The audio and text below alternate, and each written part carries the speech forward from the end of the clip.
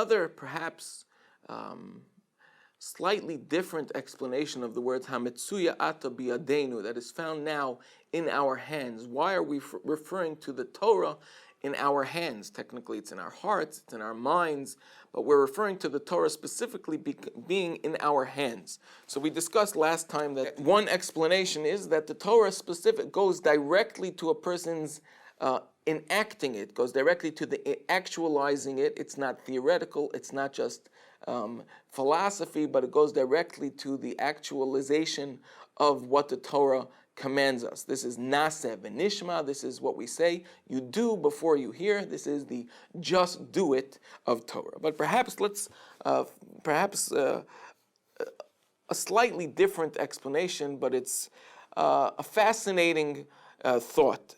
There's a story with Eliyahu Hanavi, Elijah the prophet.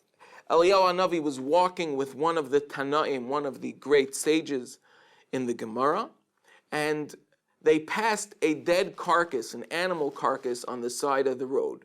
And there was a terrible odor emanating from this carcass. So the Tana, the tzaddik, the sage that was walking with Eliyahu Hanavi, covered his nose. He couldn't stand the smell. But Eliyahu Hanavi did not. Eliyahu Hanavi kept walking. Then they passed somebody who was a Baal Gaiva. A Baal Gaiva is a haughty individual, thinks he's the best, he's arrogant, he thinks he is the king of the world and God's gift to mankind. And they passed this man, and Eliyahu Hanavi covers his nose. And the sage that was walking with him did not. So we learn from here something very fascinating, very important. The sage covered his nose because there was a smell and a bad odor emanating from the carcass of an animal. That's the natural reaction to somebody who comes across something that smells putrid, that smells bad, is he covers his nose. Eliyahu Hanavi did not. And yet, when Eliyahu Hanavi passed by this haughty, arrogant individual, Eliyahu Hanavi covered his nose. What that teaches us is that some things, especially words of the Torah, are eternal.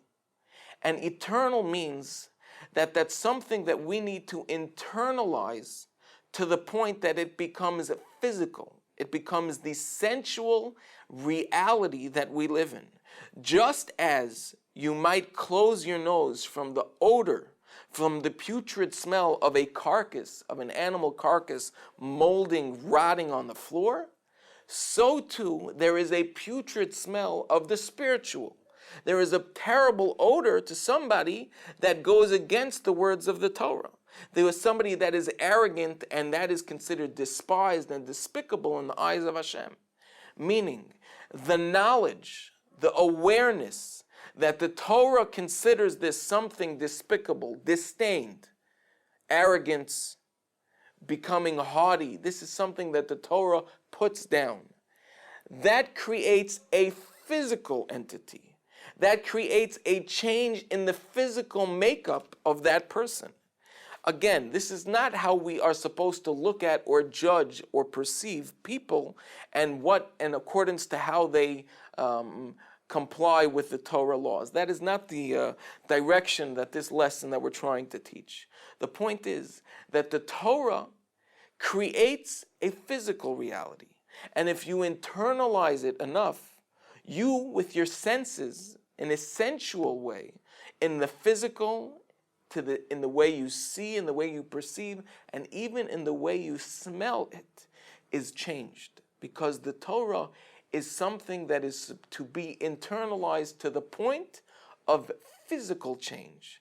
That is why we say Shekol HaTorah HaMetsuya Ata, that the entire Torah that we have now, biyadenu, in our hands, meaning it is now the new physical reality.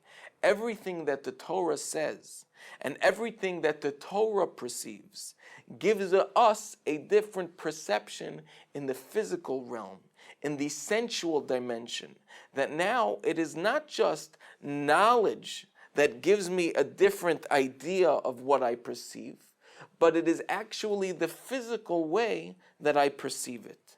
Sometimes the Torah can give us a completely different perception of something because of what we know.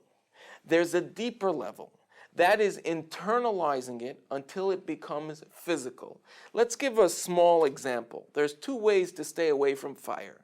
There's the little children who don't know what fire is, and daddy and mommy say, don't play with matches, don't touch the fire. The only reason that the little child stays away from the fire is because daddy and mommy said no. But if daddy and mommy are not around, whoosh, they could play with it. Until that knowledge becomes something personal, that it goes a step deeper. Perhaps one way of going the step deeper, one way of internalizing it more is if they actually touch fire or get burned by fire. All of a sudden, that knowledge, that hypothetical idea that they should stay away from fire becomes a lot deeper. Now it becomes physical. The child will be repulsed. The child will be afraid of fire because he knows the power. He knows what it is. It has now become from only knowledge up here, he has internalized it, and now it has become actually physical, sensual. He can relate to it much deeper. That is what our understanding and our complying and accepting the Torah should do. It should be internalized a lot more than just hypothetical, theoretical knowledge. It becomes our new physical reality. It becomes the new way of living and complying with the way of life. Meaning that Eliyahu Hanavi knew that the Torah despises and God despises and disdains those who are haughty and arrogant. But that knowledge that he had was internalized so much deeper that he actually smelled the putrid odor, the terrible waft coming from this person is something he had in his physical reality. He couldn't take it.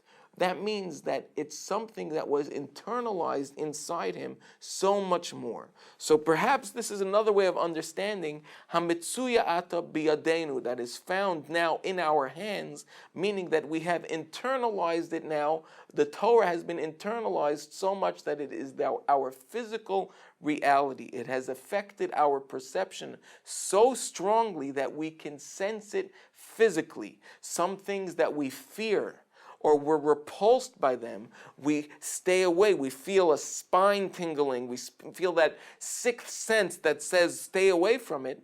That is what the Torah should do for us to the things that the Torah and Hashem has said, that the Torah says stay away from.